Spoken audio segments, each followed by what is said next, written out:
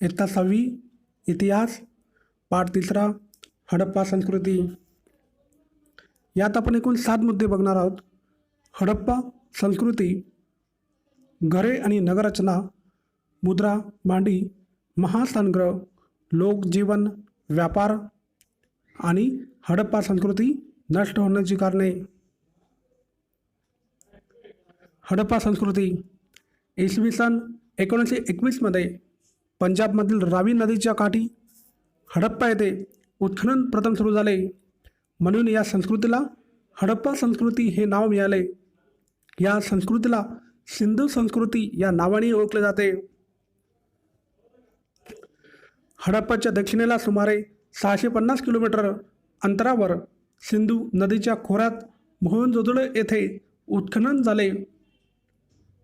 हडप्पा आणि मोहनजोदडो या दोन्ही स्थळांच्या उत्खननातून वस्तू आणि वास्तू यांचे जे अवशेष सापडले त्यांच्यात कमालीचे साम्य होते।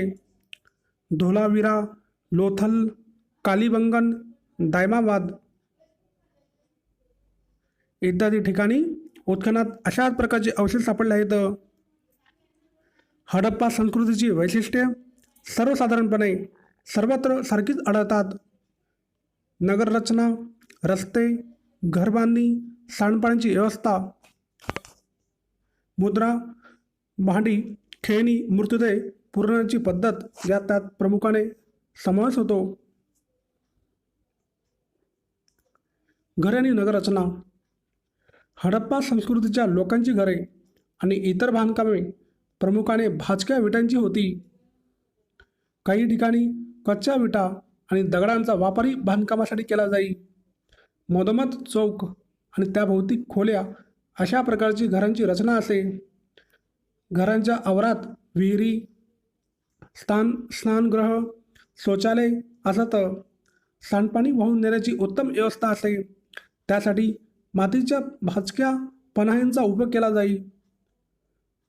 रस्त्यावरील गटारे विटांनी बांधून काढलेली असत, ती झाकलेली असत। यावरून सार्वजनिक आरोग्याबद्दल ते किती जागरूक होते ते दिसून येते।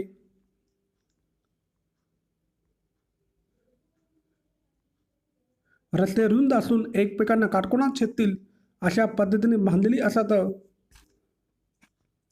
त्यामुळे तयार होणाऱ्या चौकोनी मोक्या जागेत घरे बांधली जात। नगरांचे 2 किंवा अधिक विभाग केलेले असत आणि प्रत्येक विभागाला स्वतंत्र तटबंदी केलेली असे। मुद्रा, भांडी, हडप्पा संस्कृतीच्या मुद्रा प्राधान्याने चौरस आकाराच्या स्टेटाईट नावाच्या दगडापासून बनवल्या जात। मुद्रावर विविध प्राण्यांची आकृती आहेत। त्यामध्ये बैल, म्हैस, हत्ती, गेंडा, वाघ यासारखे खरेखुरे प्राणी आणि एक शिंगासारखे कल्पित प्राणी पाहायला मिळतात। इतर प्राण्यांच्या आकृतीप्रमाणेच मनुष्याकृती आढळतात। या मुद्रा ठसा उमटवण्यासाठी वापरल्या जातात। हडप्पा संस्कृतीच्या स्थळांच्या उत्खननातून विविध प्रकारची आणि आकाराची भांडी मिळाली आहेत। त्यामध्ये लाल रंगाच्या पृष्ठभागावर काळ्या रंगाने नक्षी काढलेली भांडी आहेत। नक्षीच्या नमुन्यामध्ये माशांचे खवले, एकमेकात गुंतलेले वर्तुळे, पिंपळपाने यासारख्या प्रतीकांचा समावेश आहे। हडप्पा संस्कृतीचे लोक मृत व्यक्तींचे दफन करताना त्या व्यक्तीच्या शवाबरोबर मातीची भांडी पुरत असत।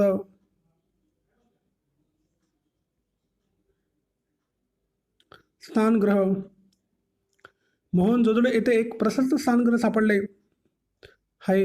महास्नानगृहातील स्नानकुंड जवळजवळ 2.5 मीटर खोल होते। त्याची लांबी सुमारे 12 मीटर आणि रुंदी सुमारे 7 मीटर होती। कुंडातील पाणी झिरपून जाऊ नये म्हणून ते आतून पक्क्या विटांनी बांधलेले होते। त्यात उतरण्यासाठी व्यवस्था होती, तसेच त्यातील पाणी वेळोवेळी बदलण्याची सोय होती। लोकजीवन, हडप्पा संस्कृतीचे लोक शेती करत होते। कालीबंगन येथे नांगरलेल्या शेताचा पुरावा मिळाला आहे। तेथील लोक विविध पिके घेत असत. त्यामध्ये गहू, सातू म्हणजेच बार्ली ही मुख्य पिके होती. राजस्थानमध्ये सातूचे पीक तर गुजरातमध्ये नाचणीचे पीक मोठ्या प्रमाणावर घेतले जाईल. याखेरीज वाटाणा, तीळ, मसूर इत्यादी पिके काढली जातं. हडप्पा संस्कृतीच्या लोकांना कापूस माहीत होता. उत्खननात मिळालेले पुतळे, मूत्रावरील चित्रे आणि कापडाचे अवशेष इत्यादी पुराणांवरून ते कापड विणत असावेत. स्त्री पुरुषांच्या पोशाखात गुडघापर्यंतचे वस्त्र आणि उपरण यांचा समावेश होता. विविध प्रकारचे दागिने उत्खननात सापडले आहेत.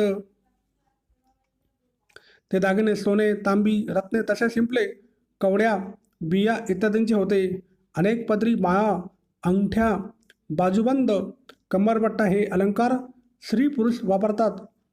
स्त्रिया दंडापर्यंत बांगड्या घालत. हडप्पाकालीन कलेचा उत्कृष्ट नमुना म्हणजे तेथे सापडलेला एक वैशिष्ट्यपूर्ण पुतळा. त्याच्या चेहऱ्याचा प्रत्येक तपशील अत्यंत सुस्पष्ट आहे. एवढेच नव्हे तर त्याने खांद्यावरून घेतलेली शाल आणि त्या शालीवरील त्रिदलाची नक्षी अत्यंत सुंदर रीतीने दाखवली आहे. व्यापार. हडप्पा संस्कृतीचे लोक भारतात त्याचप्रमाणे भारताबाहेरील देशांशी व्यापार करत असत. सिंधूच्या खोऱ्यात चांगल्या दर्जाचा कापूस होत असे. तो पश्चिम आशिया, दक्षिण युरोप आणि इजिप्त या प्रदेशांना निर्यात होत असे.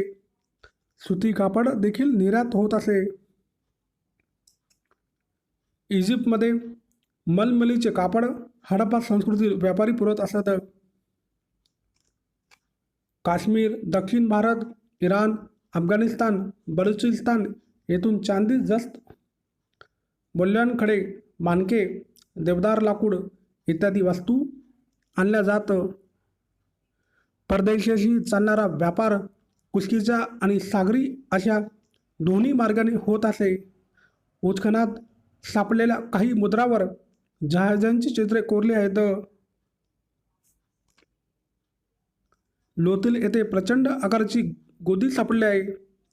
हडप्पा संस्कृतीचा व्यापार अरबी समुद्राच्या किनाऱ्याने चालत असे. हडप्पा संस्कृती नष्ट होण्याची कारणे. पुन्हा पुन्हा येणारे महापूर, बाहेरून आलेल्या टोळ्यांची आक्रमणे, व्यापारातील घट यासारख्या गोष्टी हडप्पा संस्कृतीचा नष्ट होण्यास कारणीभूत होत्या. त्याचबरोबर प्रजननमान कमी होणे, नद्यांची पात्रे कोरडी पडणे, भूकंप, समुद्र पातळीतील बदल यासारख्या कारणांमुळेही काही स्थळे उजाड झाली. अशा कारणांमुळे लोकांनी मोठ्या प्रमाणावर स्थलांतर केले आणि हडप्पा संस्कृतीमधील शहरांचा नष्ट होण्यास सुरुवात झाली. हडप्पा संस्कृती ही भरभराटीला आलेली संपन्न अशी नागरी संस्कृती होती. त्याने भारतीय संस्कृतीचा पाया घातला.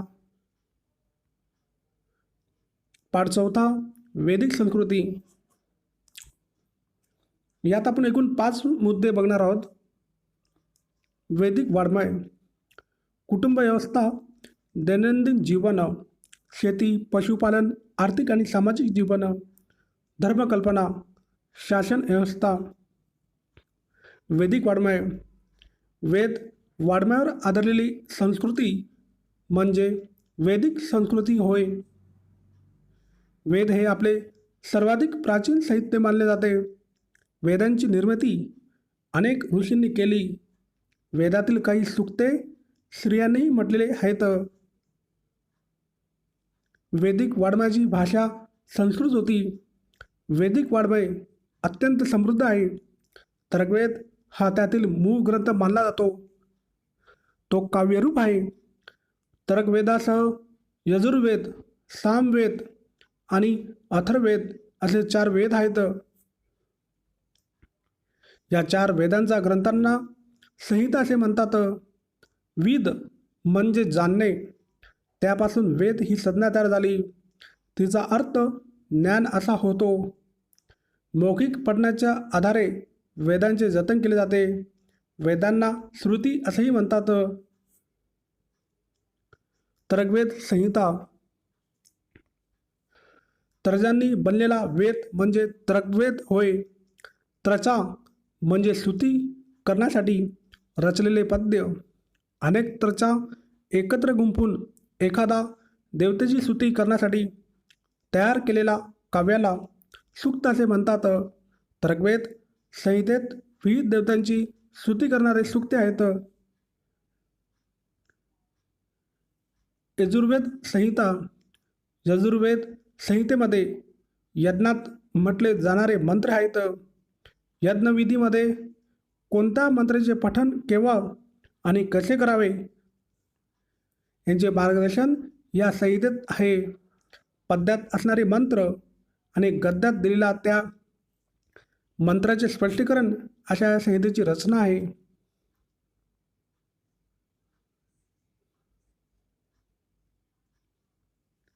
सामवेद संहिता.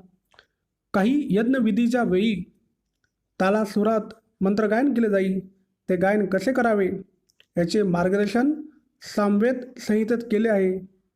भारतीय संगीताचा निर्मितीमध्ये सामवेदाचा मोठा वाटा आहे. अथर्ववेद संहिता.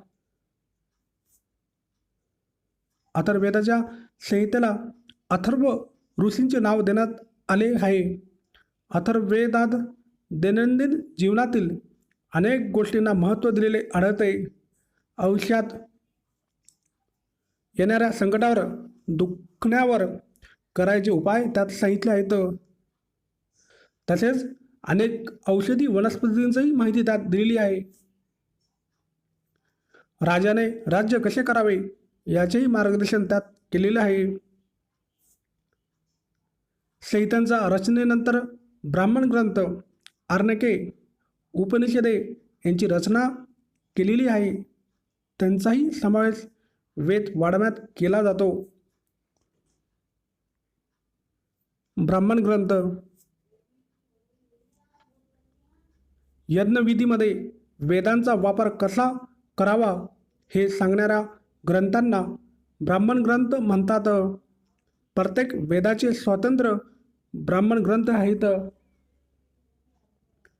आर्णके. आरण्यात जाऊन एकाग्र चित्ताने केलेले चिंतन आर्णके ग्रंथामध्ये मांडले आहे.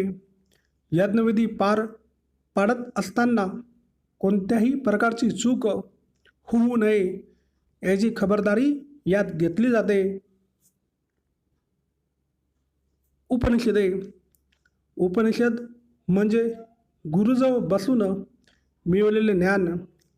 जन्म मृत्यूसारख्या घटनांबद्दल अनेक प्रश्न आपल्याला मनात येत असतात. त्या प्रश्नांची उत्तरे सहज मिळत नाहीत. अशा गहन प्रश्नावर उपनिषदामध्ये चर्चा केलेली आहे. चार वेद, ब्राह्मण ग्रंथ, आर्णके आणि उपनिषदे रचना सुमारे 1500 वर्षांचा कालावधी लागला.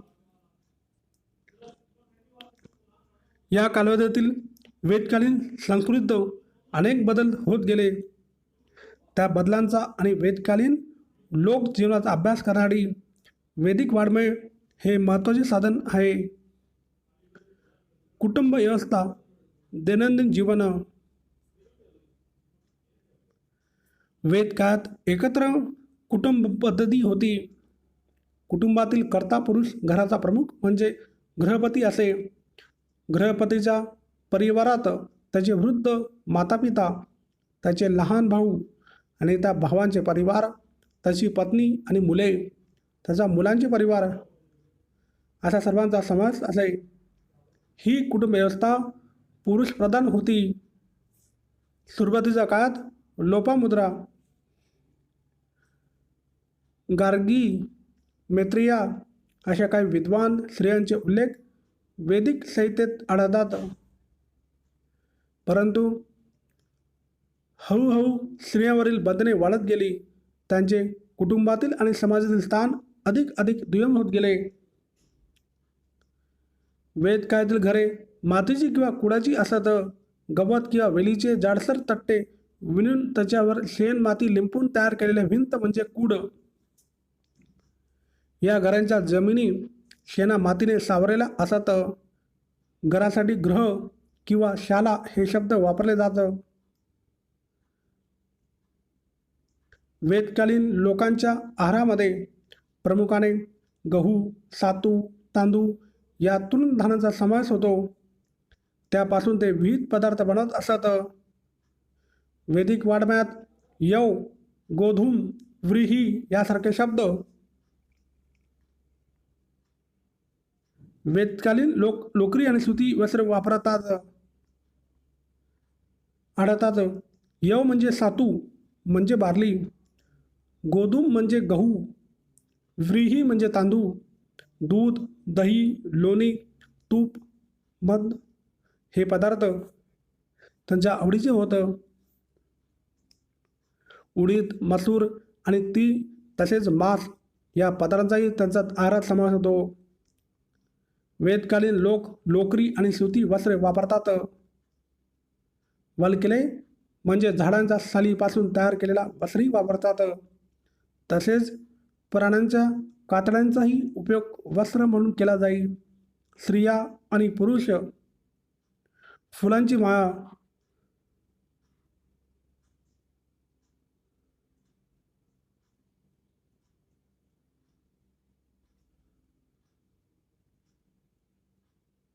विविध प्रकारच्या प्राण्यांची माळा, सोन्याचे दागिने वापरत असत. निष्क नावाचा गळ्यातील दागिना विशेष लोकप्रिय असावा. त्याचा उपयोग वस्तूंच्या खरेदी विक्रीसाठी होई. गायन, वादन, नृत्य, सोंगट्याचा खेळ, रथांच्या शर्यती आणि शिकार ही त्यांची मनोरंजनाची साधने होती. वीणा, शततंतू, झांजा आणि शंख ही त्याची प्रमुख वाद्ये होती. डमरू आणि मृदुंग ही तालवाद्यही ते वापरत असत.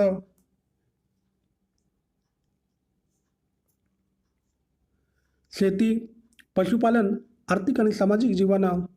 वैदिक काळात शेती हा प्रमुख व्यवसाय होता. अनेक बैल जुंपलेल्या नांगराने नांगरट केली जाई. नांगराला लोखंडाचा फाळ बसत असत. अथर्ववेदामध्ये पिकावर पडणारे कीड, पिकाचा विध्वंस करणारे प्राणी आणि त्यावरील उपाय यांचा विचार केला आढळतो. खत म्हणून शेणाचा उपयोग केला जात असे. वैदिक काळात घोडा, गाय, बैल, कुत्रा या प्राण्यांना विशेष महत्त्व होते. गायींच्या विनिमयासाठी उपयोग केला जाई. त्यामुळे गायींना विशेष किंमत होती. इतरांनी गायी चोरू नये म्हणून विशेष काळजी घेतली जाई. घोडा हा अत्यंत वेगाने पळणारा प्राणी. त्याला माणसाहून रथाला जोडण्यात वेदकालीन लोक निशांत होते. वेदकालीन रथाची चाके आरांची होती. भरीव चाकांपेक्षा आरांचे चाक वजनाने हलके असते. घोडा जोडलेले आरांच्या चाकांचे वेदकालीन रथ अर्थातच खूप वेगवान होते.